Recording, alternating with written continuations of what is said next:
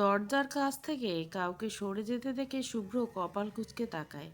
দরজা হালকা খোলা। শুভ্র নিজের কাছ থেকে জেরিনকে সরিয়ে বিরক্ত হয়ে বলে, শুভ্র, এরকম গায়ে পড়াবে আমার একদম পছন্দ না, দূরে থাকো। গেস্ট রুমে গোছানো হয়ে গেছে, আমার রুম থেকে বিদায় হ। শুভ্রের এমন কথায় জেরিন চোখ মুখ ছোট ছোট করে ফেলে, ঠোঁট উল্টে বলে, যারা, আরে ইয়ার, এমন করছিস কেন?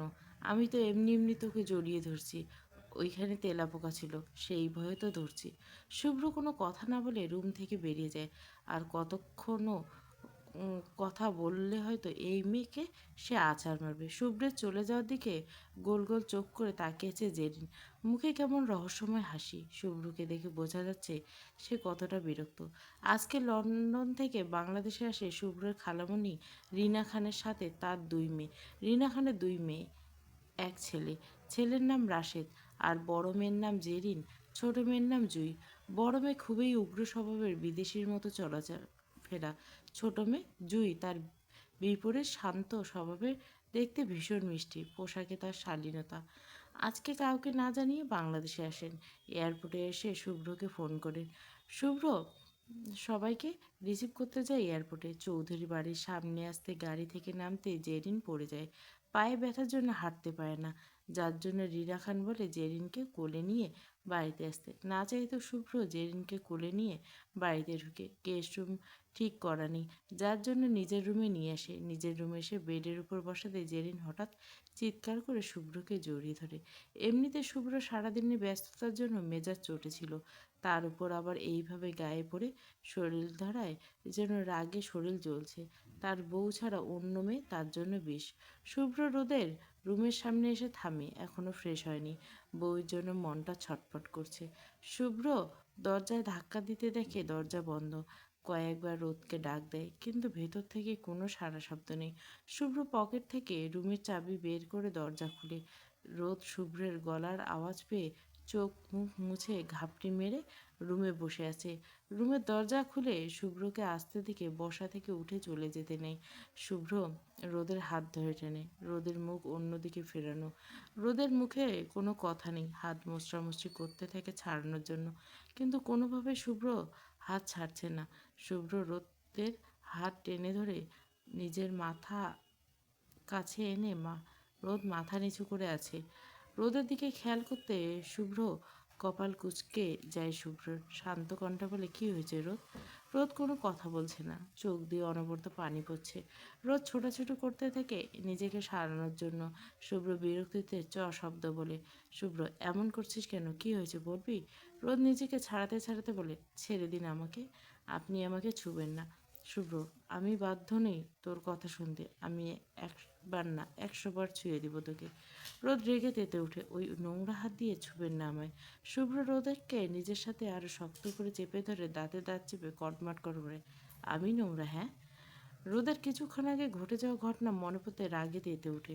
শুভ্রকে ধাক্কা দিয়ে সরিয়ে দিয়ে বলে, ওই নোংরা হাত দিয়ে ছুবেন না আমায়, ওই হাত দিয়ে ছুঁয়ে আমাকে অপবিত্র করবেন না। রোদের এমন কথায় শুভ্র রাগে রক্ত চোখ নিয়ে তাকিয়ে থেকে। এমনিতে মেজাজ খারাপ, বউয়ের কাছে এসেছিল মন ভালো করতে, কিন্তু বালের বউটা উল্টো পাল্টা কথা বলে আরও মেজাজ বিগড়ে দিচ্ছে। শুভ্র রাগে ফুঁসতে ফুঁসতে বলে, আমি ছিল তোর নোংরা লাগে, হ্যাঁ? রোদ, হ্যাঁ নোংরা লাগে, শরীর ঘিনঘিন করে। আপনি আমার কাছে আসবেন না, অন্য যে নারী নিয়ে মজে ছিলেন তার কাছে যান, ভুলেও আমার কাছে আসবেন না। শুভ্র রাগে মাথার রগগুলো ফুলে গেছে, চোখ দিয়ে মনে হচ্ছে আগুনের গোলা বের হচ্ছে। শুভ্র রোদের কাছে এগিয়ে এসে এক হাত দিয়ে চুলের মুঠো ধরে অন্য হাত দিয়ে শক্ত করে গাল চেপে ধরে বলে, মুখে বুলি ফুটছে, হ্যাঁ? মুখে মুখে তর্ক করছিস, আমার স্পর্শ নোংরা বলিস? তুই কি একটু ভালোভাবে কথা বলছি আর মাথায় উঠছিস কি? নিজের অবস্থান ভুলে গেছিস এত তাড়াতাড়ি? রোদের গালে দাঁতের সাথে লেগে পিষে যাচ্ছে। গালে আর চুলের ব্যথায় গলা কাটা মুরগির মতো ছটফট করতে থাকে। শুভ্র রোদকে ধাক্কা দিয়ে কিছুটা দূরে সরিয়ে দেয়। রোদ গালে হাত দিয়ে ফুপিয়ে কেঁদে ওঠে। অশ্রু ভেজা চোখে শুভ্রের দিকে তাকিয়ে বলে, রোদ, ধন্যবাদ, আপনি আমাকে আমার অবস্থান বুঝিয়ে দিয়েছেন। আমি বোকা, বারবার বোকামি ছাড়া কিছুই করি না। রোদ চোখের পানি মুছে কণ্ঠস্বর কঠোর করে বলে, রোদ, আজ যাই হোক, আপনার মতো চরিত্রহীন মানুষের সাথে আমি থাকবো না, কক্ষণই না। রোদের মুখে চরিত্রের কথাটা শুনে শুভ্র রোদের গালে ঠাস ঠাস করে দুটো থাপ্পড় বসিয়ে দেয়। থাপ্পড়ের গতি এতটাই জোর ছিল যে রোদের ঠোঁট কেটে রক্ত পড়ছে। শুভ্রের ইচ্ছে করছে এই মেয়েকে খুন করতে, কতক্ষণ ধরে কী সব আবল তাবল বলে মেজাজ খারাপ করে দিচ্ছে। যেইখানে বউ ছাড়া আর অন্য মেয়ে কেমন তাকিয়ে দেখে না, সেখানে মেয়ে কিনা তাকে চরিত্রহীন বলছে। শুভ্র রোদকে ধাক্কা দেয়। রোদ তাল সামলাতে না পেরে ফ্লোরে পড়ে যায়। শুভ্র রেগে দাঁতে দাঁত চেপে বলে, শুভ্র, তুই কি থাকবি? আমি তোকে আর রাখবো না। যা তুই। শালি, আমার স্পর্শ তোর নোংরা লেগে ফিল আসে না? যা, আজকের পর থেকে তোকে আর ছুবই না। শুভ্র রাগে নিজের মাথায় হাত দিয়ে চুল চেপে ধরে বিড়বিড় করে বলে, শুভ্র, বালের জীবন স্যা, 400 গ্রামের একটা মেয়েকেই সামলাতে পারি না। শুভ্র কথাগুলো বলে রুম থেকে বেরিয়ে যায়। রোদ ফ্লোরে পড়ে কাঁদতে থাকে। অনেক হয়েছে, আর না। রোদ আস্তে আস্তে ফ্লোর থেকে উঠে চোখের পানি মুছে বিড়বিড় করে বলে, ভাগ্য আমার বেলা তুমি বড্ড নিষ্ঠুর। রোদ আবারও ফুপিয়ে কেঁদে উঠে বলে, রোদ, আমার কপালে একটু সুখ লিখলে কি এমন ক্ষতি হতো বিধাতা? সকাল 8টা, বাইরে থেকে মানুষের কথার আওয়াজ শোনা যাচ্ছে। রোদের রুম এখনো বন্ধ। হেনা বেগম রুহি অনেকবার ডেকে গেছে, কিন্তু রোদের কোনো সাড়া শব্দ পায়নি। সকাল যখন 10, 10:30টার দিকে, এখনও যখন রোদ দরজা খুলছে না দেখে হেনা বেগম ভয়ে বাড়ির সবাইকে ডাকে। শুক্রবার হওয়াতে শুভ্র বাড়িতে ছিল। রুমে বসে নিজের কাজ করছিল। হেনা বেগমের চেঁচামেচিতে রুমের বাইরে আসে। রুমের বাইরে আসতে হেনা বেগম বিচলিত হয়ে বলে, শুভ্র, রোদ দরজা খুলছে না। শুভ্র, ভিতর থেকে কোনো সাড়া শব্দ পাচ্ছি না। তুই তাড়াতাড়ি দেখ, রোদের কিছু হয়ে যায়নি তো? শুভ্রের কপালে চিন্তার ছাপ। তাড়াতাড়ি করে নিজের রুমে নিয়ে আবার আসে। হাতে চাবি নিয়ে দৌড়ে রোদের রুমের দিকে যায়। রুমের কাছে এসে দরজা খুলে অবাক হয়ে তাকিয়েছে।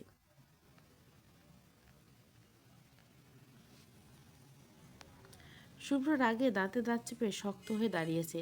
হেনা বেগম, রুহি, সবাই রোদ বেডের উপর কম্বল গায়ে দিয়ে কি সুন্দর করে ঘুমাচ্ছে। এদিকে যে তার জন্য বাড়ির সবাই গলা ফাটিয়ে ডাকতে ডাকতে শেষ, তার তো সেদিকে কোনো খেয়াল নেই। শুভ্র রাগে জোরে জোরে শ্বাস ফেলে, ধপধপ পা ফেলে নিজের রুমের দিকে চলে যায়। আর কতক্ষণ এখানে থাকলে এই মেয়েকে তুলে আছাড় মারবে। হেনা বেগম রোদকে ডেকে তুলে রোদ ঘুম ঘুম চোখে তাকিয়ে আবার পুনরায় ঘুমিয়ে পড়ে। সারা রাত কেঁদে কেঁদে কাটিয়েছে, ফজরের আগে আগে ঘুমিয়েছে।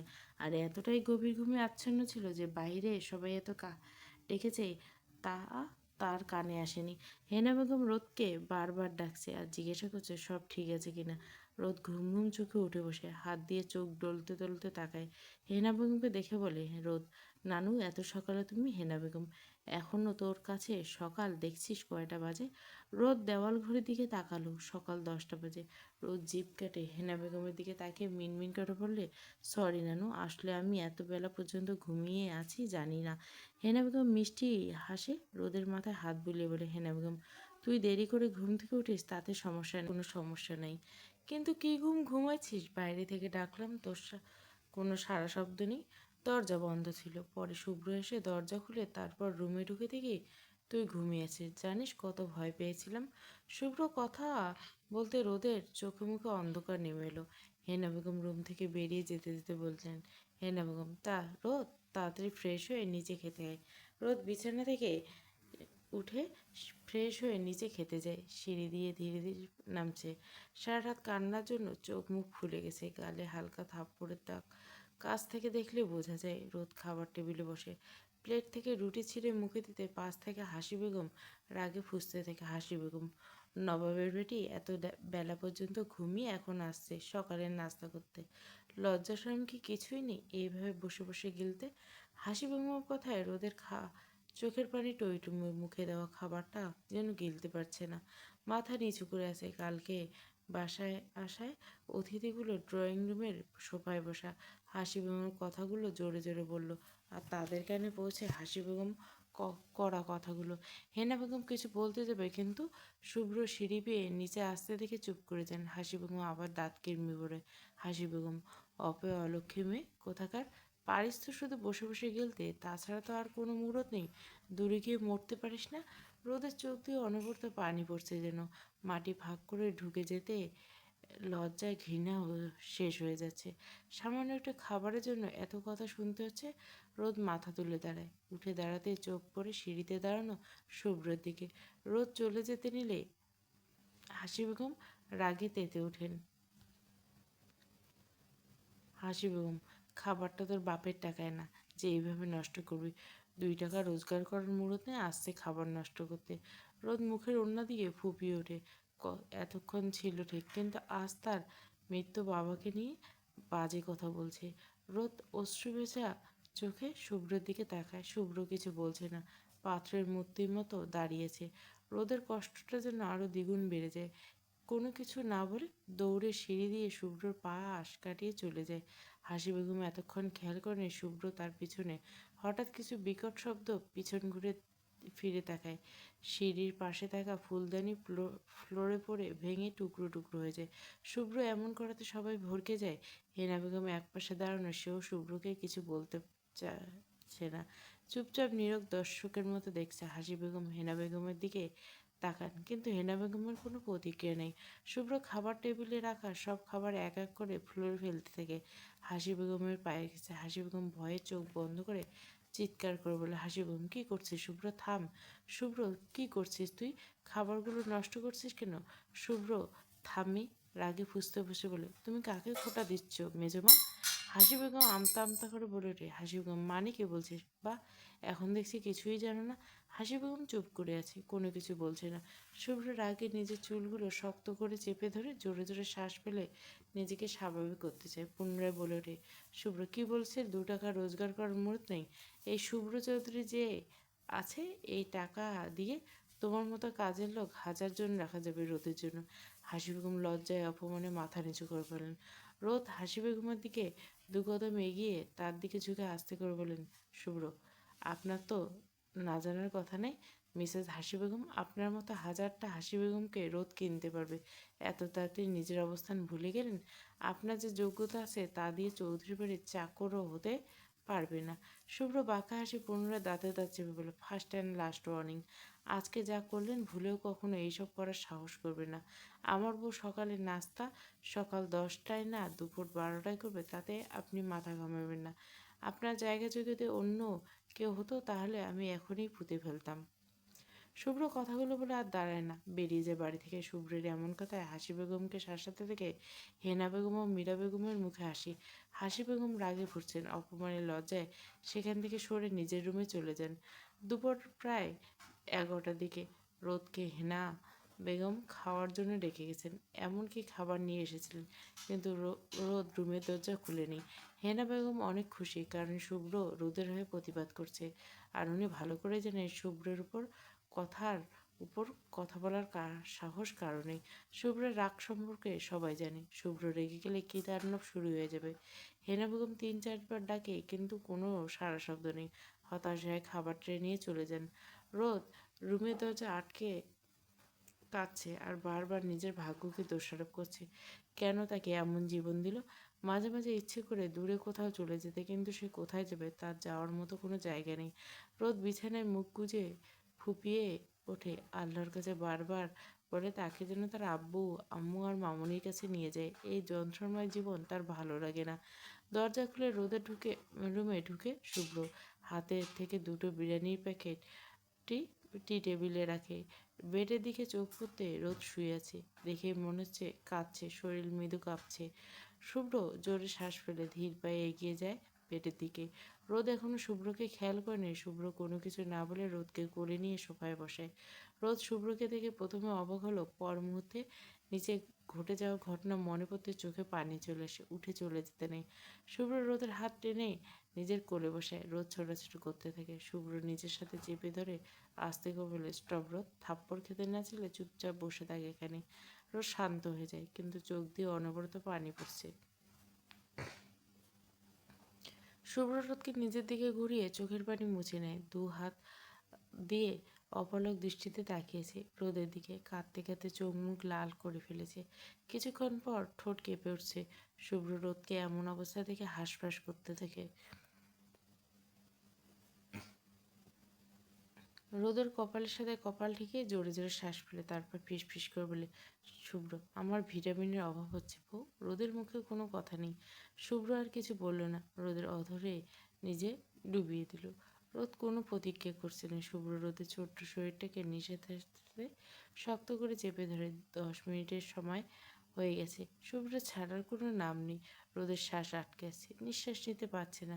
শুভ্র রোদকে ছেড়ে দিতে রোদ চোখ বন্ধ করে জোরে জোরে শ্বাস ফেলে। শুভ্র রোদের দিকে তাকিয়ে শব্দ করে রোদ এখনো চোখ বন্ধ করে আছে। লজ্জা ভয় যেন চোখ খুলতে পারছে না। শুভ্র রোদকে লজ্জা পেতে দেখে দুষ্টু হাসে, তারপর বলে, শুভ্র ম্যাডাম, রোমাঞ্চে পেট ভরবে না, মন ভরবে, পেট ভরবে না। তাই আপনার যত লজ্জা আছে সব এখন তুলে রাখুন। এখন আসেন, খেয়ে নেন। শুভ্রের কথা শুনে রোদ চোখ খুলে মাথা নিচু করে আছে। শুভ্র রোদকে কোল থেকে নামিয়ে পাশে বসে হাত বাড়িয়ে টি টেবিলে রাখা বিরিয়ানির প্যাকেটে দুটো হাতে তুলে নেয়। একটা রোদের দিকে বাড়িয়ে দিতে রোদ অন্যদিকে মুখ ফিরিয়ে নেয়। শুভ্র কিছু একটা ভেবে নিজের পকেট থেকে ফোন বের করে কিছু একটা করে। কিছুক্ষণ পরে দরজার বাইরে থেকে আওয়াজ আসে। শুভ্র উঠে গিয়ে দরজা খুলে হাসি বেগম মুখে দরজার সামনে হাতে একটা প্লেট নিয়ে দাঁড়িয়েছে। শুভ্র প্লেট নিয়ে রুমে এসে রোদ এতক্ষণ দেখছিল শুভ্র কী করে। শুভ্র হাতে প্লেট নিয়ে আস্তে থেকে আবার অন্যদিকে মুখ ফিরে নেয়। শুভ্র রোদের সব কিছু খেয়াল করছে আর আনমনে হাসছে।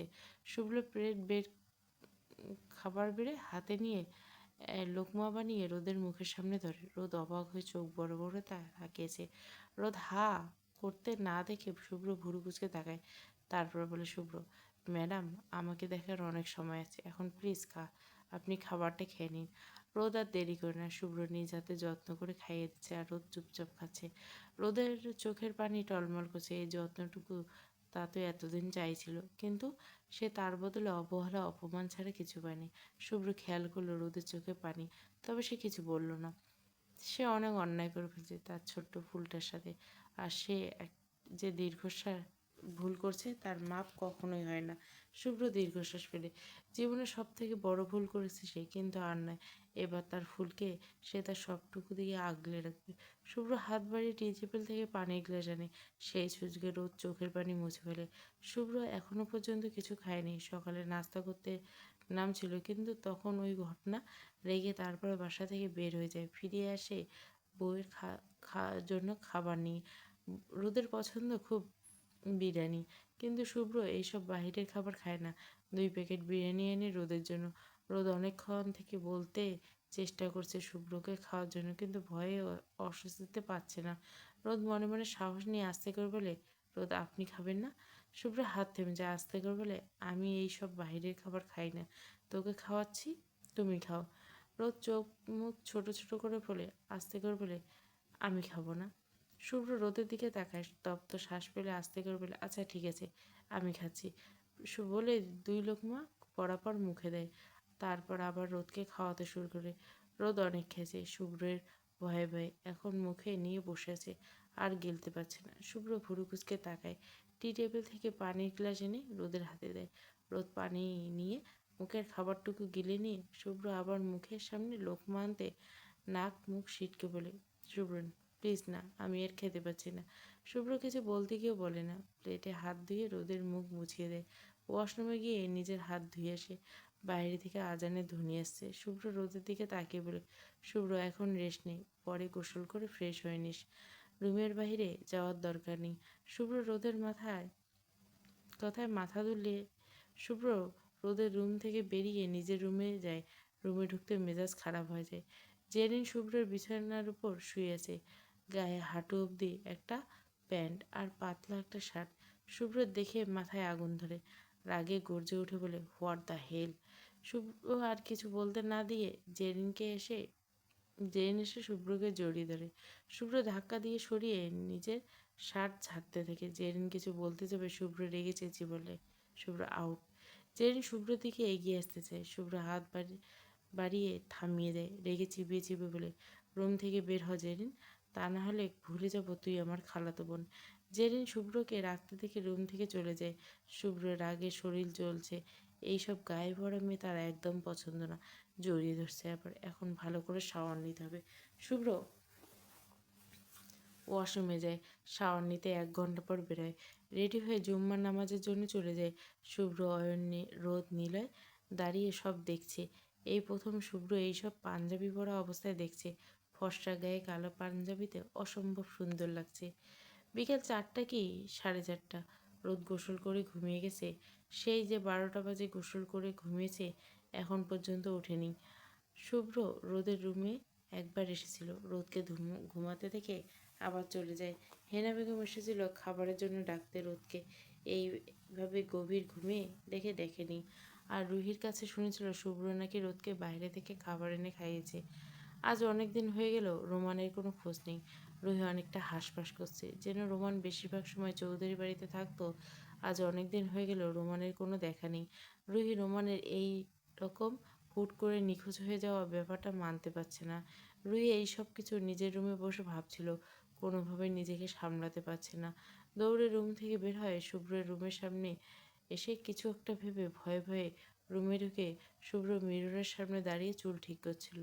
রুহি পিছনে এসে দাঁড়িয়ে আস্তে করলে পড়ে, রুহি ভাইয়া। শুভ্র আয়নায় রুহিকে দেখে বলে, বল, কিছু বলবি?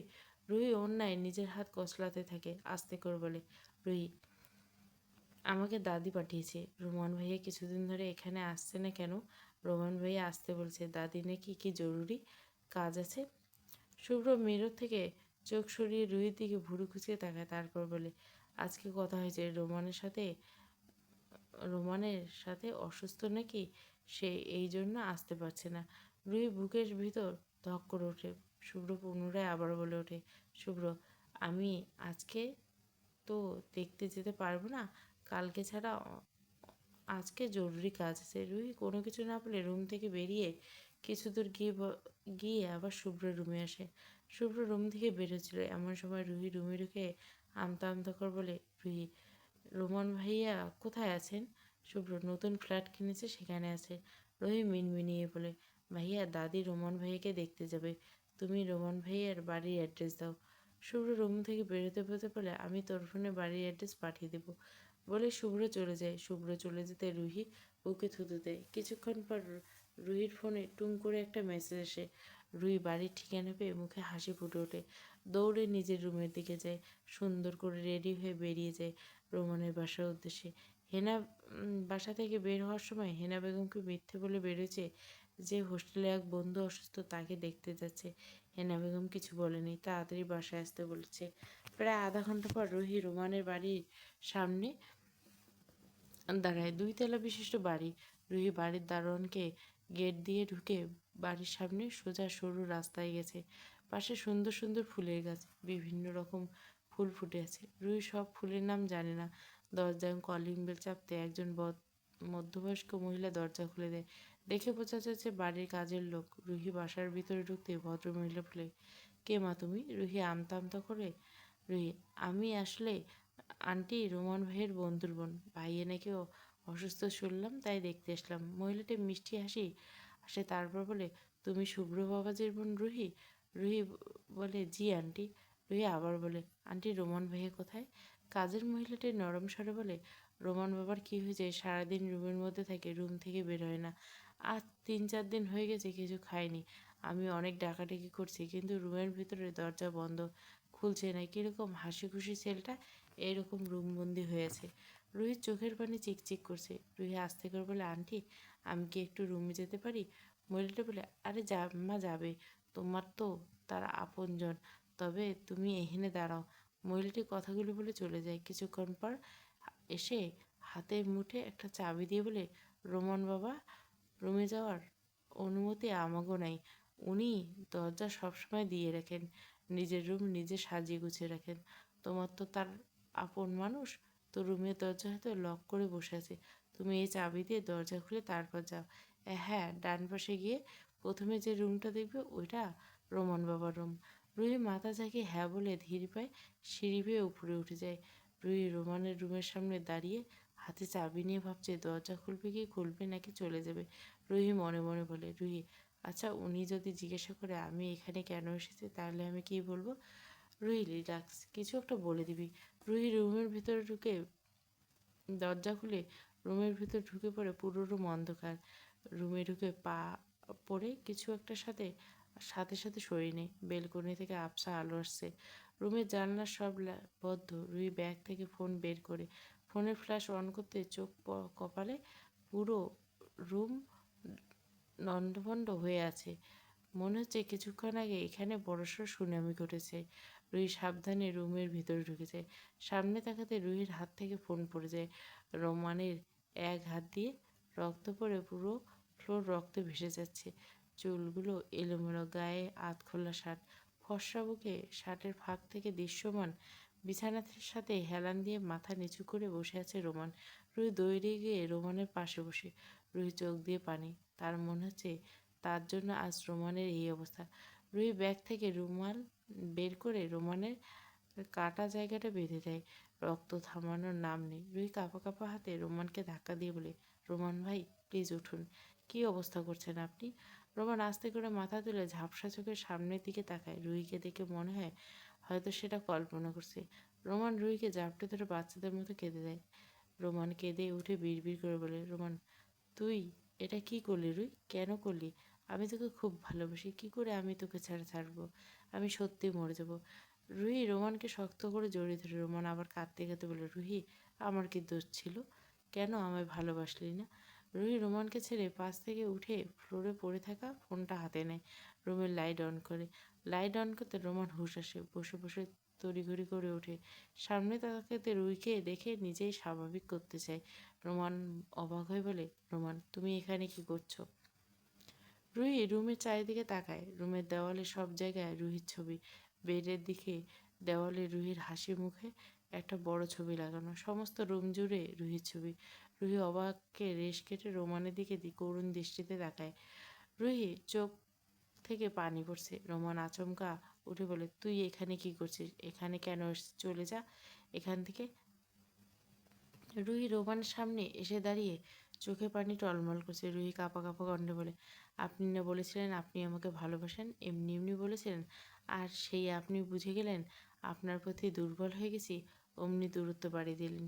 2 দিন পর কারো শক্ত হাতে থাপ্পড় খেয়ে নিচে পড়ে যায় রোদ। শুভ্র রোদের চুলের মুঠি ধরে দাঁড় করিয়ে মুখের সামনে এনে রাগে গর্জে উঠে বলে, শুভ্র, কি বলছিলাম? আমার কথার বাইরে যাবি না? তারপর কেন গেলি তুই? 400 গ্রামের বাচ্চা, বল কেন কথার অবদ্ধ হয়েছিস? কথা বল শালি। শুভ্র পুনরায় আবার রেগে দাঁতে দাঁত পিষে বলে, তোকে ভালোবাসি কি না আজ সেটা প্র্যাকটিক্যালি দেখাবো, চল শালি। রুহির কথায় রোমান নিজের মুখ ঘুরিয়ে অন্যদিকে তাকায়। রোমানের এমনভাবে অন্যদিকে মুখ ফিরিয়ে নেওয়াতে রুহি মুখে ওড়না দিয়ে ফুঁপিয়ে ওঠে। রোমান চোখের কোণে পানি। রোমান শক্ত কণ্ঠে বলে, তুই এখানে কেন এসেছিস? রুহি ওড়না দিয়ে চোখ মুছে রোমানের দিকে তাকায়। রোমান এখনও অন্য দিকে তাকানো। রুহি নিজেকে স্বাভাবিক করে বলে, আপনি কি অবস্থা করছেন রোমান ভাই? আর এই রুমের অবস্থা এমন কেন? রোমান রুহির দিকে তাকায়। চোখের দৃষ্টি করুন, কিন্তু কণ্ঠে রাগ আর তেজ। রোমান বলে ওঠে, আমি যে অসুস্থ তা তোর দেখতে হবে না। বয়ফ্রেন্ড জুটেছিস, তার কাছে যা, তার খোঁজ খবর নেই। এখানে কেন এসেছিস? রুহি রোমানের কথা মাথা নিচু করে আছে। তার মানে এই জন্য মূলত রোমান এতদিন ঘরবন্দি। রুহি রোমানের দিকে তাকিয়ে কিছু বলতে যাবে, তার আগে রোমান বলে ওঠে, সন্ধ্যা হয়ে এসছে, তাড়াতাড়ি বাসায় চলে যা রুহি। আর আমি বেঁচে থাকি বা মরে যাই, তোর অন্তত দেখতে আসতে হবে না, বাসায় যা। রুহি রোমানের কথায় মাথা নিচু করে রুম থেকে বেরিয়ে যেতে নেয়। রোমান রুহির দিকে এক নজর তাকিয়ে অন্যদিকে ফিরে তাকায়। রুহি দরজা পর্যন্ত গিয়ে পা থেমে যায়। পিছন ফিরে তাকিয়ে দেখে রোমান অন্যদিকে ফিরিয়ে তাকিয়েছে। রুহি ওড়না দিয়ে নিজের মুখ চেপে ধরে। নিজেকে কোনোভাবে আটকাতে পারছে না, ভীষণ কষ্ট হচ্ছে। রুহি দৌড়ে গিয়ে রোমানকে পিছন থেকে জড়িয়ে ধরে ডুকরে কেঁদে ওঠে। রোমান প্রথমে অবাক হয়, পরে শান্ত হয়ে দাঁড়িয়ে থাকে। রুহি কাঁদতে কাঁদতে বলে ওঠে, রোমান ভাই, আপনি কেন এমন করছেন? আমি ওই দিন রাগের মাথায় কী বলতে কী বলে ফেলেছি আমি নিজেও বিশ্বাস করুন।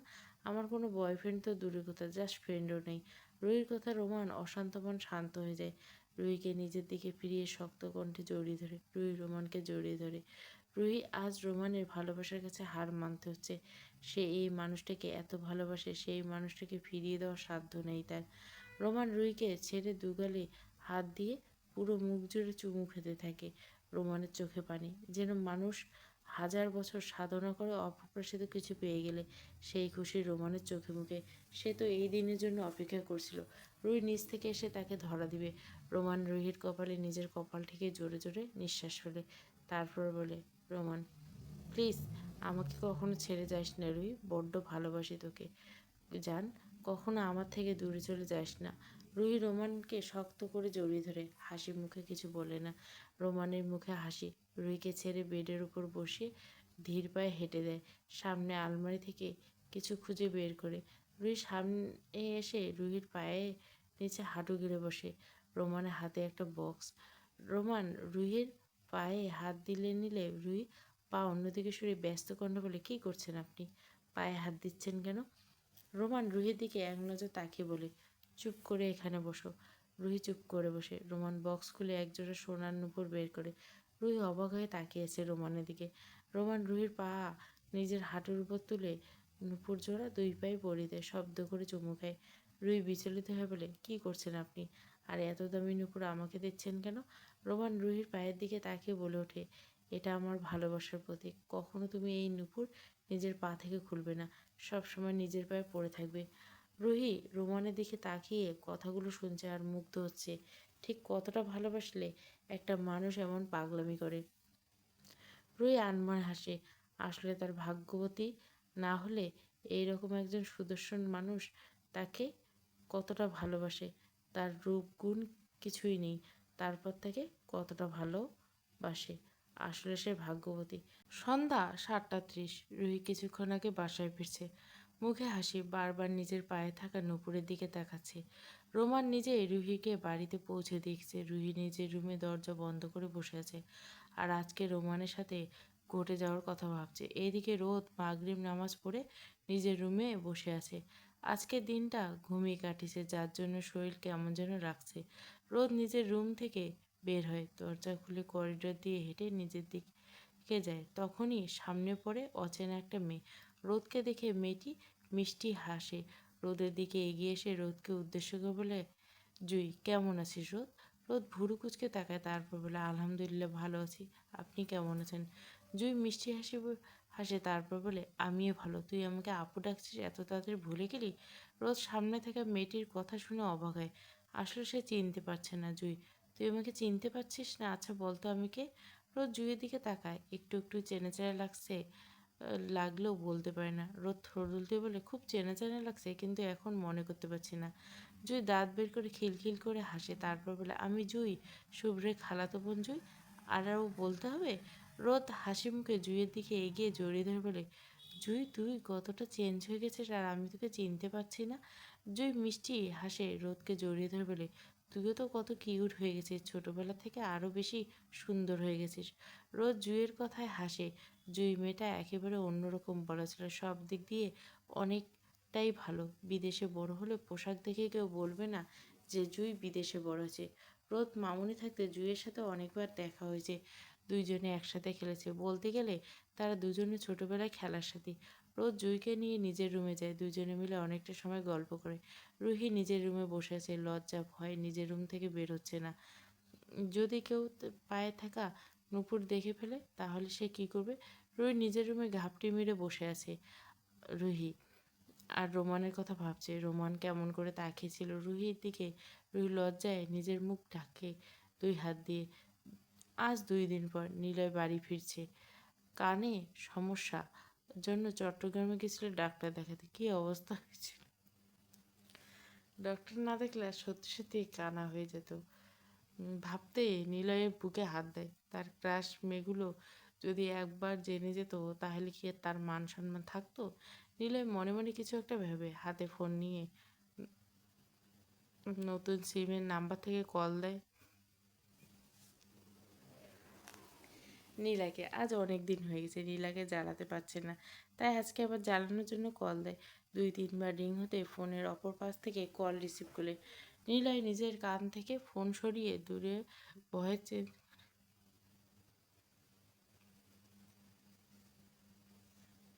মেয়েদের মতো করে বলে, নিলয়, কিরে হতিনের ঘরে হতিন লো, আমার স্বামীরে তাবিজ করে নিজের বসে রাখছিস? আমার হতিন রে, তুই আমার জামাইরে ছাইড়ে দে। নীলা, এই কে আপনি, কার কাছে ফোন দিচ্ছেন?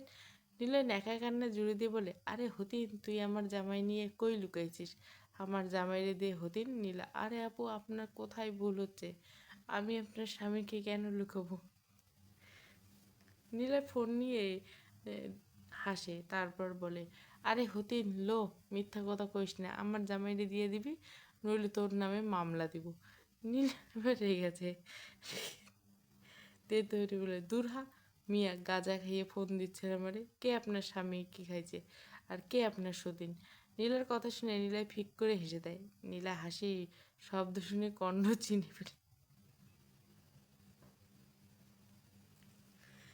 রেগে তেতে উঠে কিছু বলতে যাবে এমন সময় নীলে ফোন কেটে দেয়। নীলে শক্ত হাতে নিজের ফোন চেপে ধরে রাগে রিরি করতে পারে। নীলে, হাদারামের বাচ্চা, তুই এত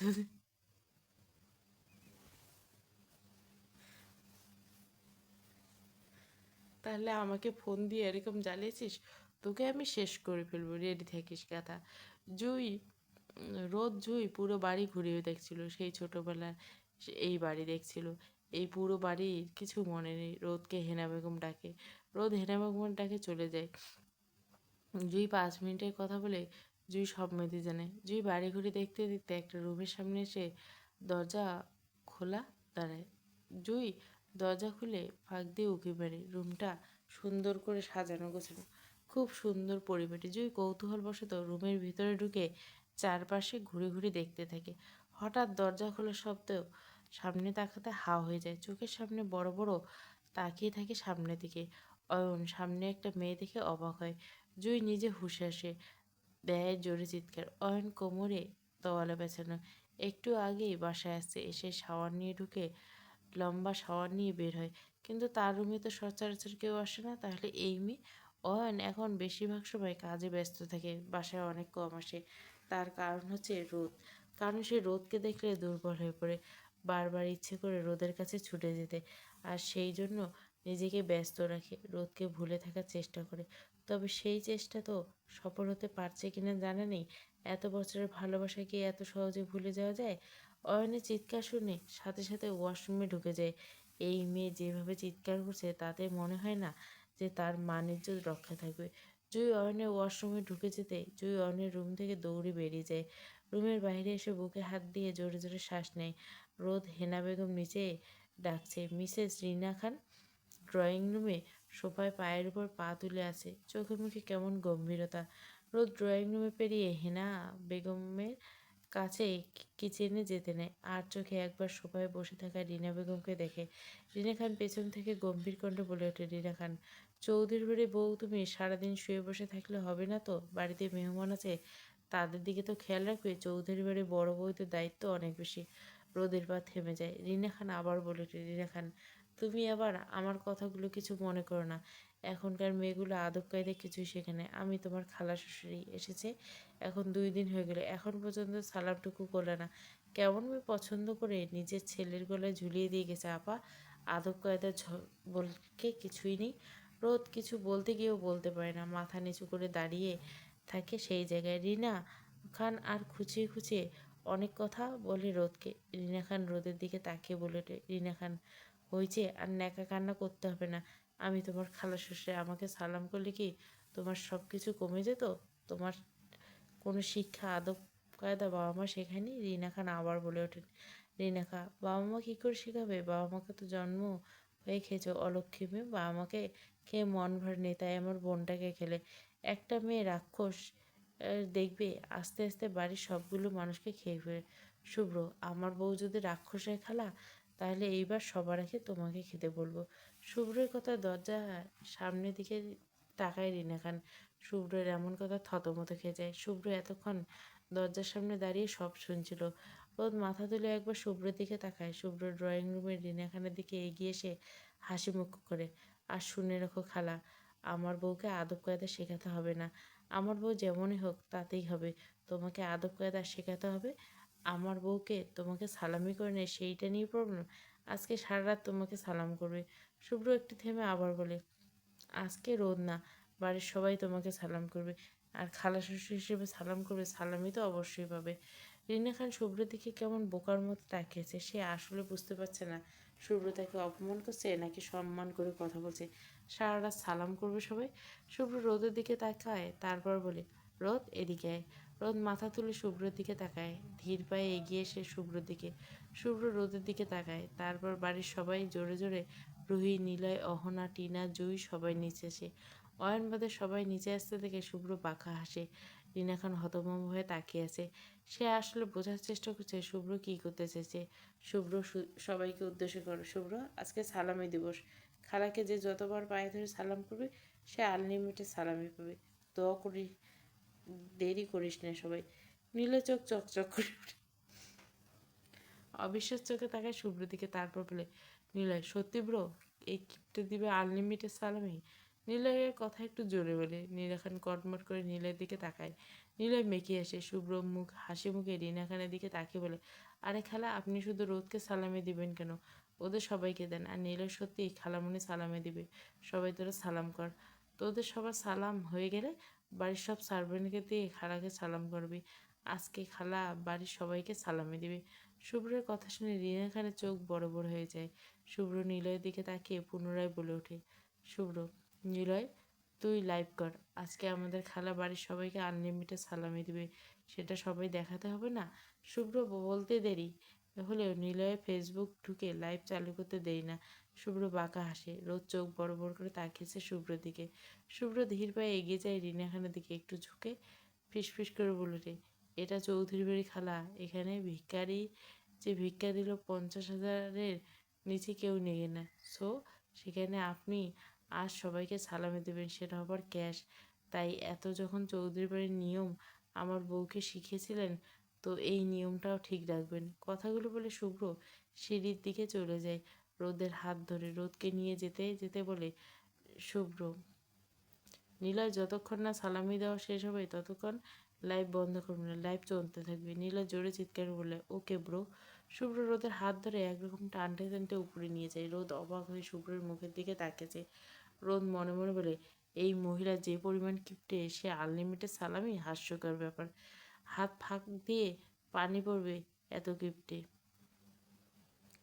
রোদের হাত শক্ত করে ধরে আছে। মনে হচ্ছে হাতের হাড়গুলো গুঁড়ো গুঁড়ো ফেলবে। শুভ্র রুমে আসতে রোদের হাত ছেড়ে দেয়। রোদ নিজের হাতের দিকে তাকিয়ে কাঁদোকুঁদো হয়ে শুভ্রের দিকে তাকিয়ে বলে, কী করছেন আমার হাত? আমার হাত তো ভেঙে ফেলেন। শুভ্র কিছু বলে না, শান্ত দৃষ্টিতে রোদের হাতের দিকে তাকায়। ফর্সা হাতে লাল দাগ পড়েছে। রোদ মাথা নিচু করে নিজের হাতের দিকে তাকিয়ে আছে। শুভ্র গায়ে থাকা শার্টটা খুলে সোফায় মারে। রোদ এখনো খেয়াল করেনি শুভ্র শার্ট খুলছে। সে নিজের হাত দেখতে ব্যস্ত। শুভ্র গায়ে এখন একটা প্যান্ট আর সাদা গেঞ্জি। শুভ্র রোদের কাছে গিয়ে রোদকে কোলে তুলে নেয়। সোজা হয়ে ওয়াশরুমে ঢুকে যায়। ঘটনা এত দ্রুত ঘটে যায় যে রোদের মাথার উপর যে যায়। যখনই বুঝতে পারে তার গায়ে পানি পড়ছে তখনই ছটফট করে। শুভ্র রোদের থেকে ছোটার জন্য। শুভ্র বিরক্ত হয়, রোদের দিকে তাকিয়ে বলে, ব্যাঙের মতো লাফালাফি না করলে চুপচাপ এখানে দাঁড়া। রোদ বিচলিত হয়ে করে, আপনি আমাকে এত রাতে এভাবে ভিজিয়ে দিচ্ছেন কেন? ছাড়ুন, আমার শীত লাগছে। শুভ্র রোদের দিকে তাকিয়ে রোদকে শক্ত করে চেপে ধরে। শুভ্র এইরকম হাঁসের মতো প্যাক প্যাক না করে চুপ করে এখানে দাঁড়িয়ে থাক, তা না হলে এমন কিছু করবো যার জন্য তোকে সারা রাত গোসল করে পার করতে হবে। শুভ্রর কথা বুঝতে পেরে রোদ চুপ হয়ে যায়। এদিকে নীলয় লাইভ অন করে।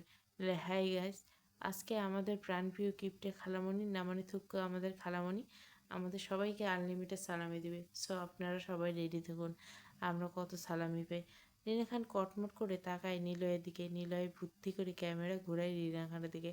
রিনা খান হাসি হাসি মুখে বলে, রিনা খান, দিব তো সালামি, টাকাগুলো রুমে আছে, আমি বরং রুম থেকে টাকাগুলো নিয়ে আসি। জুই নিজের মায়ের মুখের কথাগুলো শুনে দ্রুত বলে ওঠে, আরে আম্মু, তুমি কষ্ট করে সিঁড়ি দিয়ে নেমে বেয়ে যাবে কেন? আমি নিয়ে আসছি। জুই কথাগুলো বলে আর দাঁড়ায় না, দৌড়ে সিঁড়ি বেয়ে উপরে চলে যায়। 2 মিনিট পর একটা ব্যাগ নিয়ে আসে। হাসি হাসি মুখে সোফায় বসে থাকা টি টেবিলের উপর ব্যাগটা খুলে সব টাকা রাখে। নিলয়ের চোখ চকচক করে। কমপক্ষে 3 থেকে 4 লাখ টাকা হবে। তবে সেখানে 2 পয়সা থেকে শুরু করে 1 টাকা, 2 টাকা, 1,000 টাকা পর্যন্ত আছে। ছিঁড়ে টাকা। মনে হচ্ছে এত বছর কিপ্টের মুখে যে টাকাগুলো জমিয়েছিল সব জুই নিয়ে এসে লাইভ চলেছে বলে রিনা খান কিছু বলতে পারছে না। অন্যদিকে বাড়ির সব সার্ভেন্ট এসে আসে। সবাইকে দেখে রিনা খানের হার্ট অ্যাটাক হওয়ার অবস্থা। সবাই দৌড়ে গিয়ে রিনা খানকেই ঘিরে ধরে। রিনা খান ফ্লোরে বসে পড়ে। নিলয় এসে রিনা খানকে এক পা ধরে সালাম করতে যাবে। তার একদিকে রুহি, টিনা, জুই, অহনা আর এক পা ধরে আছে আর এক হাত দিয়ে টাকা যাচ্ছে। একে একে সবাই সালামি করছে, কেউ হাত ধরে আছে। সবাই টাকা নিতে নিতে শেষ হয়ে যায়। রিনা খান ছেড়ে সবাই উঠে যায়। রিনা খান ফ্লোর থেকে উঠে দেখে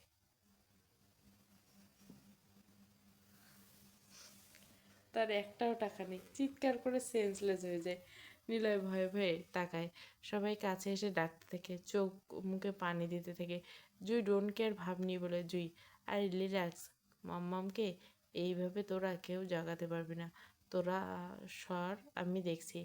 রুহি নিলয় সরে যায়। জুই নিজের কাছ থেকে 1,000 টাকার একটা নোট বের করে রিনা খানের নাকের কাছে ধরে।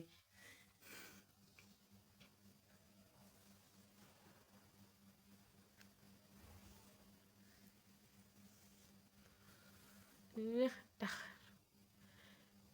রিনা খান টাকা টাকা আমার সব টাকা নিয়ে গেল রে। রিনা খান উঠতে দেখে সবাই দৌড়ে পালায়। রিনা খান ঠাস করে ফ্লোরে পড়ে যায়। তারা এতদিনে একটু একটু করে জমানো সব টাকা সব নিয়ে নিল। টাকা সব নিয়ে নিল। রিনা খান আহাজারি করে যাচ্ছে এক নাগাড়ে। জেরিন রিনা খানের এইরকম আহাজারি শুনে নিজের রুম থেকে বেরিয়ে এসে রিনা খানকে ফ্লোরে বসে থাকতে দেখে দৌড়ে যায়। রিনা খান এত করে বলছে উঠে যেতে, কিন্তু এত বলেও হাত টানাটানি করে রিনা খানকে এক চুলো পর্যন্ত নড়াতে পারে না। জেন বিরক্ত হয়ে বলে, হোয়াট হ্যাপেন, কী হয়েছে মাম্মু? এইভাবে ফ্লোরে গড়াগড়ি খাচ্ছে কেন? রিনা খান একটু থামে গিয়ে জেরিনকে আগে ঘটে যাওয়া ঘটনা বলে। জেরিনের চোখে মুখে রাগ স্পষ্ট। জেরিন নিজের মায়ের কাছে এসে আশেপাশে বলে, জেরিন মাম্মাম, সামান্য কিছু টাকার জন্য এমন করো না। আমরা যে কাজে এসেছি সেটা হয়ে গেলে বস্তা বস্তা টাকা পাবো, আর সেটা দিয়ে সারা জীবন তুমি বসে খেতে পারো। উঠে চলো, চলো চলো। রিনা খান জেরিনের কথা শান্ত হয়, তারপর বলে, নিজের রুমে। গভীর রাত, শুনশান চারিদিকে। দুজন কপত কপতি বসে আছে নদীর এক কিনারে। থেকে থেকে ঠান্ডা বাতাস এসে তাদের শরীর ছুঁয়ে দিচ্ছে, আর সেই ঠান্ডা বাতাসে রোদ কেঁপে উঠছে। শুভ্র রোদকে পিছন থেকে জড়িয়ে ধরছে। এই কিছুক্ষণ আগে রোদকে কালো শাড়ি সাথে কিছু অর্নামেন্টস দিয়ে নিজে হাতে সাজিয়ে দেয়। রোদকে আয়নায় দেখতে দেয়নি শুভ্র যে কেমন করে সাজিয়েছে। রোদ বারবার জিজ্ঞাসা করছে কোথায় নিয়ে যাচ্ছেন, কিন্তু শুভ্র কোনো কিছু বলেনি। রোদ শুভ্রকে জিজ্ঞাসা করতে একসময় ক্লান্ত হয়ে হয়ে গাড়িতে ঘুমিয়ে পড়ছে। আর যখন ঘুম ভাঙে তখন নিজের চোখ বাঁধা অবস্থায় পায়। প্রথমে ভয়ে ছটফট করলেও শুভ্রের এমন কথা শুনে শান্ত হয়ে যায়। শুভ্র সেই কখন থেকে রোদকে পেছন থেকে জড়িয়ে তার ঘাড়ে নাক ডুবিয়ে আছে। শুভ্র হাতের ঘড়ির দিকে এক নজর তাকিয়ে মুচকি হাসে। তারপর রোদের চোখে কালো কাপড়টা খুলে দিতেই সামনে বড় বড় অক্ষরে লেখা, হ্যাপি বার্থডে টুনটুনি পাখি। রোদ অবাক হয়ে চোখ বড় বড় করে তাকায়। আকাশে ফানুস উড়ে যাচ্ছে। কেমন যেন আকাশ জলময় করছে। নদীর পানি জলমল। দেখতে চারপাশটা অসম্ভব সুন্দর লাগছে। শুভ্র রোদের কানের কাছে মুখ নিয়ে ফিসফিস করে বলে, happy birthday Mrs Shubhra, many many happy returns of the day, my madness. রোদ স্তব্ধ হয়ে যায়, অবাক হয়ে চারপাশে সব কিছু দেখছে। শুভ্র রোদের দিকে তাকিয়ে হাসে। রোদের এক হাত শক্ত করে কোমর চেপে ধরে নিজের কাছে এনে মুখের কাছে পড়ে থাকা চুলগুলো ফু দিয়ে সরিয়ে দেয়। রোদের শরীর জুড়ে অদ্ভুত এক শিহরণ ভয় করে। রোদ চোখ মুখ খিচে বদ্ধ করে ফেলে। শুভ্র রোদের দিকে তাকে দুষ্টু হেসে বলে, শুভ্র, আহ বউ দেখি কি লজ্জা পাচ্ছে। কিছুই তো করলাম না, তার আগে দেখ কেমন কাঁপাকাঁপি। রোদ শুভ্রের কথা শুনে চট করে শুভ্রের থেকে কিছুটা সরে আসে। শুভ্র রোদকে এমন করতে দেখে পুনরায় হাসে।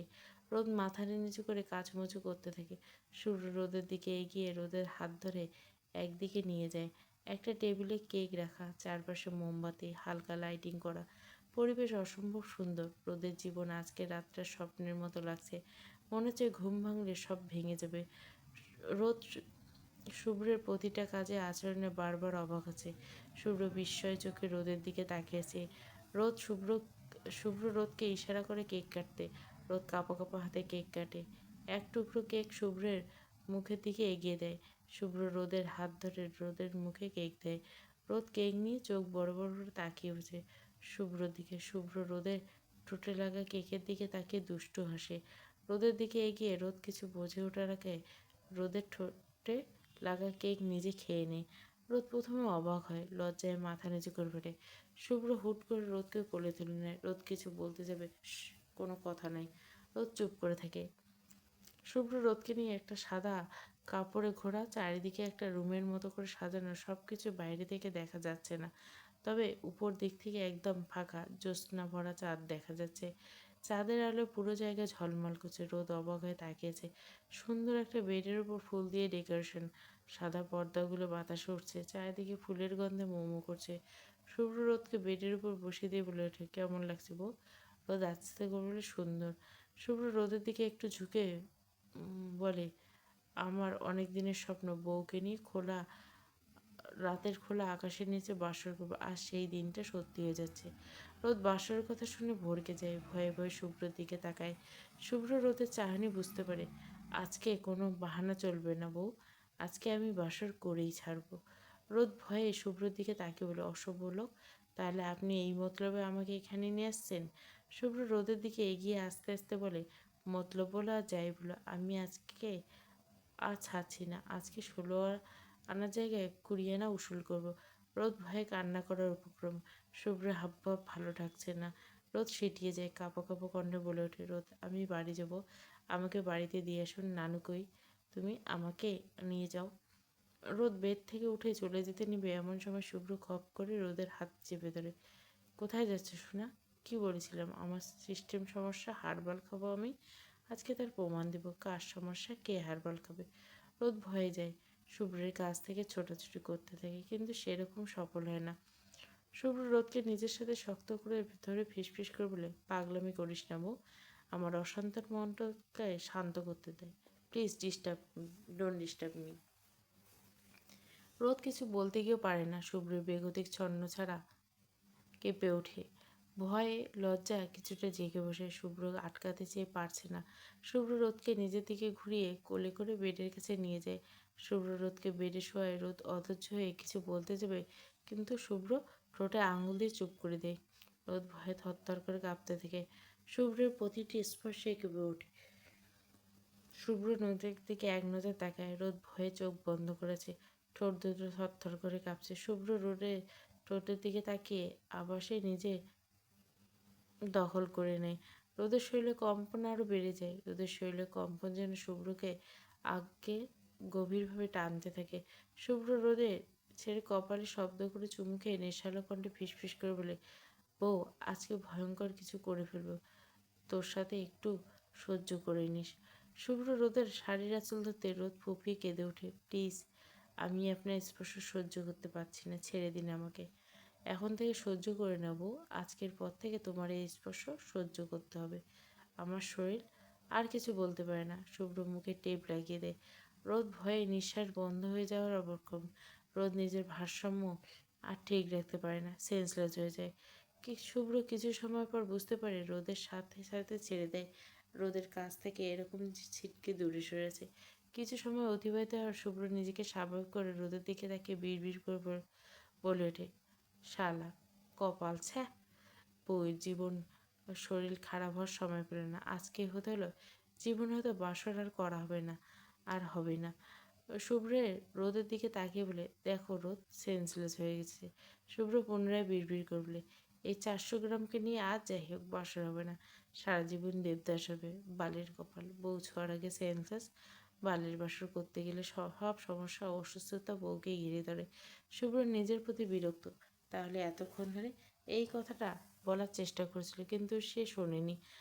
কত কিছু চিন্তা করছিল বউটাকে নিয়ে, দুজনে মিলে আজকে অন্যরকম রাত কাটাবে।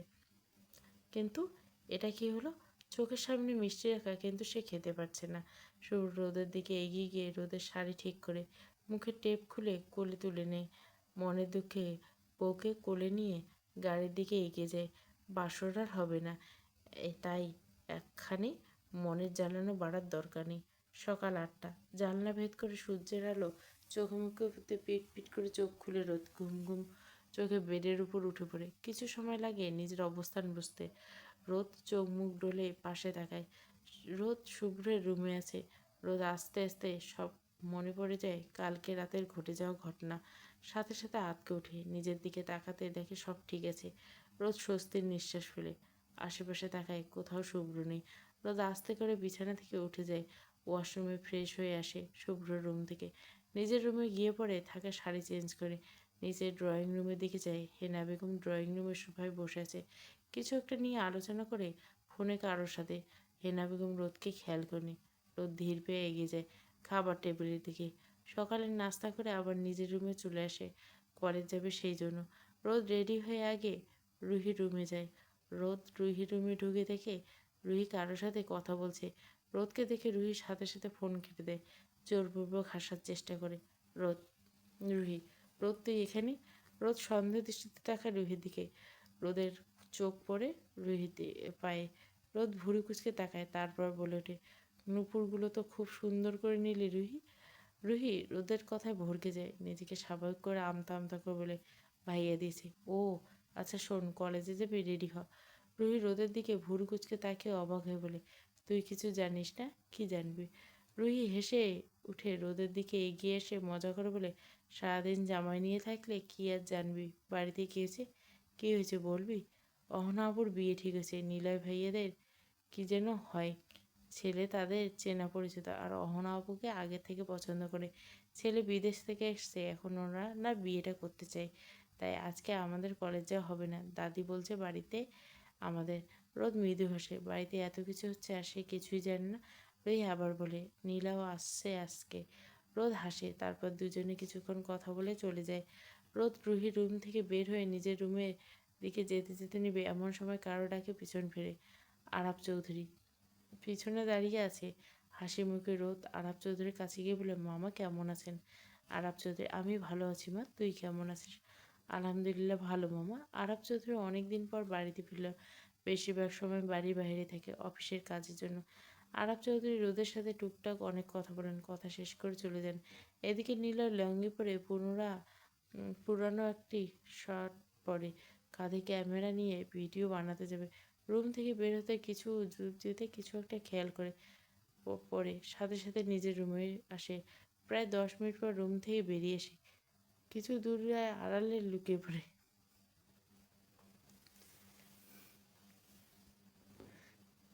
যা ভেবেছিল তাই। রিনা খান চুপি চুপি নিলয়ের রুমে ঢুকে নিলয় মুখ চেপে ধরে। নিলয় মনে মনে হাসে, ঢোকো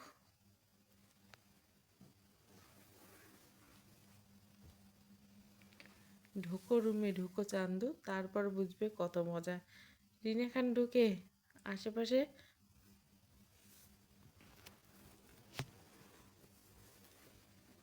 ফ্লোরে স্লিপ কেটে ঠাস করে পড়ে যায়। জোরে চিৎকার করে উঠবে। নীলয় রুমের দরজার সামনে দাঁড়িয়ে লুঙ্গি জায়গায় ঘুরিয়ে নাচতে নাচতে বলে, আহারে গিফটি খালাম্মা, এখন বুঝেন মজা কেমন লাগে।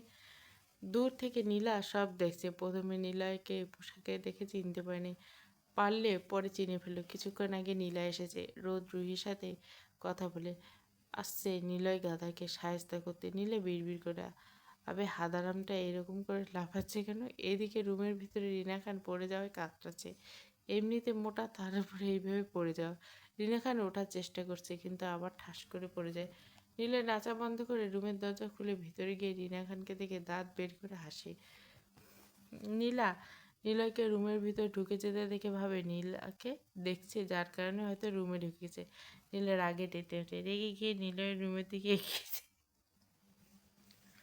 নীলা নিলয়ের রুমে ঢুকে চেঁচিয়ে ওঠে, হাদারামের বাচ্চা, আমাকে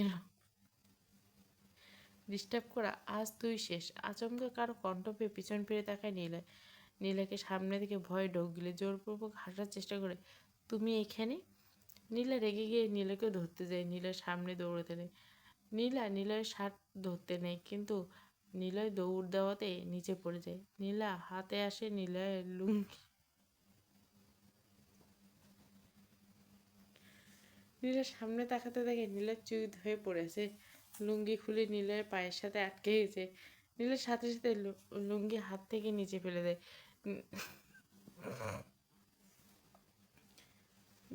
নিলয়ের সামনে অচেনা একটা মধ্যবয়স্ক মহিলাকে পড়ে থাকতে দেখে ভয় লজ্জায় কাচুমাচু হয়ে যায়।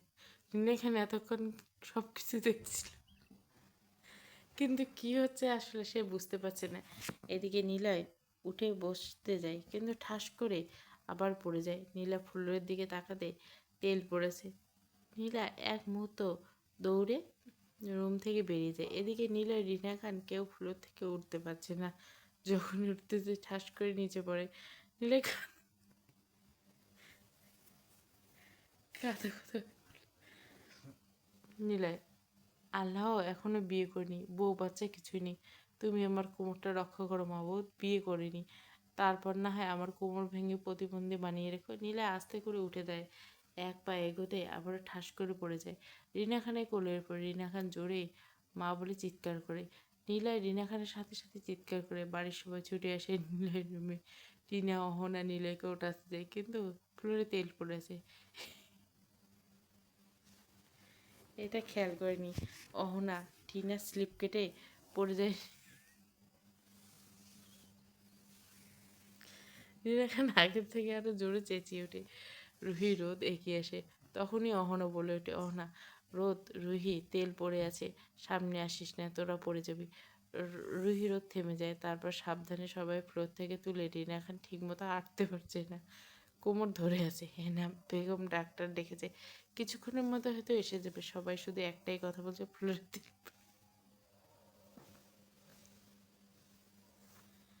আর নিলয় গাধাটা কিছু বলছে না। নিলয় গরমে হাঁটু অব্দি হাফ প্যান্ট পরা ছিল, তাই এইবারের মতো মান সম্মানটুকু রক্ষা পেয়েছে। তা নাহলে সব যেত। নিলয় কোমরে হাত দিয়ে বিড়বিড় করে বলে, এই মেয়ের সমস্যা কি, সবসময় আমার ইজ্জতের উপর নজর দেয়। সকাল 10টা কি 10:30, পাত্রপক্ষ এসেছে। শাড়ি পরে মাথা নিচু করে দাঁড়িয়েছে অহনা। ছেলে এসেছে। ছেলের নাম আহান, বিদেশে পড়াশোনা করে, নিজের বিজনেস আছে। ছেলের মা টুকটাক প্রশ্ন জিজ্ঞাসা করলো, আর অহনা সব কিছু উত্তর দিল। অহনার পাশে রুহি, নীলা, জুই দাঁড়ানো। রোদ নিজের রুমে আসে। হেনা বেগম আসতে বলেছিল কিন্তু আসেনি, কারণ রোদ সেখানে গেল হয়তো মীরা বেগমের বিরক্ত ফিল করবে, এই জন্য মিথ্যে বাহানা ব্যথায় কথা বলে শুয়েছে। অয়ন নীলায় বাড়ির সবাইরে আছে, শুধু নেই অব্র। ছেলের মা অহনাকে দেখে ব্যাগ থেকে একটা ডায়মন্ড রিং বের করে অহনাকে পরিয়ে দেয়। তারপর অহনা আর আহানকে পাঠায় আলাদা করে কথা বলতে। এইদিকে 3 দিনের মধ্যে বিয়ে ঠিক করছে। বিয়ের বাড়ির 20 মিনিট পর অহনা আহান নিচে আসে। আহানের মুখে মৃদু হাসি। অহনা মাথা নিচু করেছে। আহান অহনার বিয়ে সামনের মাসের 7 তারিখ। এখন 25 থেকে 27 দিন বাকি বিয়ের। অহনাকে মাত্র পাত্রপক্ষ কিছুক্ষণ হলো দেখে গেছে। অহনা নিজের রুমে বসে আছে। পাশে রুহি, রোদ, নীলা, টিনা, জুই, নেই শুধু রিহা আর যারা। যারা কোথায় জানি গেছে সকাল সকাল। আর রিয়া নাকি দেশের বাইরে গেছে কোনো কাজের জন্য, চলে আসবে নাকি কিছুদিনের মধ্যে। টিনার কাছ থেকে শুনেছে রোদ। টিনা আগের থেকে অনেকটা চেঞ্জ হয়ে গেছে, রোদের সাথে অনেক স্বাভাবিক ব্যবহার করে। সব কাজিনরা মিলে একসাথে অনেকটা সময় গল্প করছে। কথায় কথায় রুহি বলে ওঠে, রুহি, অহনা আপু, তোমার বিয়ের তো এখনো 1 মাস দেরি, 1 মাসের মতো। রুহি কথা অহনা মাথা নাড়ে। রুহি গালে হাত দিয়ে একটু ভেবে বলে, রুহি, আমার একটা কাজ করলে কেমন হয়, সব কাজিনরা একসাথে মিলে একটা ট্যুর দিলে কেমন হয়। ট্যুরের কথা শুনতে সবার মুখ ছোট হয়ে যায়। রোদের দিকে তাকায়। রোদের মনে পড়ে যায় সেদিন রাতের ঘটনা। রোদের পুরো শরীর কাঁটা দিয়ে ওঠে। রুহি সবার দিকে তাকায়। আরে রিল্যাক্স, এটা ফ্যামিলি ট্যুর হবে, আর আমরা সবাই মিলে যাব। সবার মুখে হাসি ফুটে ওঠে। জুই রুহিকে বলে, তা না হলে মানলাম, কিন্তু ফ্যামিলি সবাই মিলে কোথায় ঘুরতে যাব, তারা কি যেতে রাজি হবে? রুহি মাথায় হাত দিয়ে ভাবলো, ভাবে বলে, এমন কোনো জায়গায় যেতে হবে যেখানে সবাই রাজি হবে। রুহির কথায় সম্মতি জানে। কিছুক্ষণ পর রুহি চেয়েছে বলে, আমরা গ্রামের বাড়ি যাব। মনে আমরা বড় বউ, চাচার ছোটবেলা যেখানে বড় হয়েছে। রুহির কথা সবাই সম্মতি দেয়। সেই ছোটবেলায় মামুনি থাকতে একবার গিয়েছিল গ্রামের বাড়ি রোদ। তারপর আর যায়নি। রোদের মা নাকি সেই ছোটবেলায় গ্রামে বড় হয়েছে। সবাই মিলে সিদ্ধান্ত নিয়েছে বাড়ির সবাই মিলে গ্রামের বাড়ি ঘুরতে যাবে 7 দিনের মধ্যে। সবাই মিলে যায়। হেনা বেগম রুমে। হেনা বেগম প্রথমে রাজি না হলে পরে নাতনিদের জোড়াজুড়িতে রাজি হয়। হেনা বেগম বলেন, নিজেই আজকে রাতে বাড়ির সবাইকে বলবে, সবাই মিলে তারা ঘুরতে যাবে নিজেদের গ্রামের বাড়ি। হেনা বেগম রাজি হতে সবাই খুশি। দুপুর পেরিয়ে 4টা, সব কাজিনরা মিলে ছাদে আড্ডা দিচ্ছে। বিকেলে নীরা আর হাজবেন্ড আকাশ উড়েছে। সবাই ছাদে। রোদ সবার সাথে ছাদে এক করে বসে আছে। সবাই হাসি ঠাট্টা করছে। পড়ন্ত বিকাল, সময়টা অনেক সুন্দর। 12টা 30। শুভ্র রাগে গর্জে ওঠে, মুখে লাগাম দে রোদ, তা নাহলে তোর জিভ টেনে ছিঁড়ে ফেলবে। রোদ কাঁদতে কাঁদতে বলে, আমার ডিভোর্স চাই, আমি থাকবো না আপনার সাথে, মুক্তি দিন আমায়। শুভ্র রেগে গিয়ে রোদের চুলের মুঠি শক্ত করে চেপে ধরে রোদের দিকে তাকিয়ে বলে, ডিভোর্স লাগবে না তোর? মুক্তি কি? পাখা গজিয়ে তোর? ওয়েট, আমি তোর পাখা কেটে দিচ্ছি। রোদ রাগে শুভ্রকে ধাক্কা দিয়ে কিছুটা দূরে সরিয়ে হাতের উপর পিঠ দিয়ে চোখের পানি মুছে বলে, থাকবো না আমি। আমি আপনাকে, আপনি আমাকে ভালোবাসেন না, ঘৃণা করেন। আমি কারো ঘৃণা নিয়ে থাকবো কেন? শুভ্র রোদের কথায় রাগে জ্বলে ওঠে, রোদের দিকে এগিয়ে দেওয়ালের সাথে চেপে রোদের গাল শক্ত করে তোলে। ভালোবাসা মারাস তুই শালি?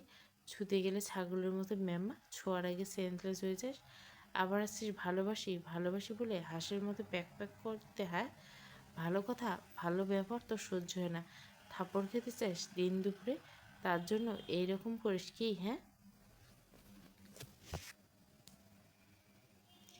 বাঁধনহারা প্রেম পর্ব 7 পুরো গল্প প্লেলিস্টে।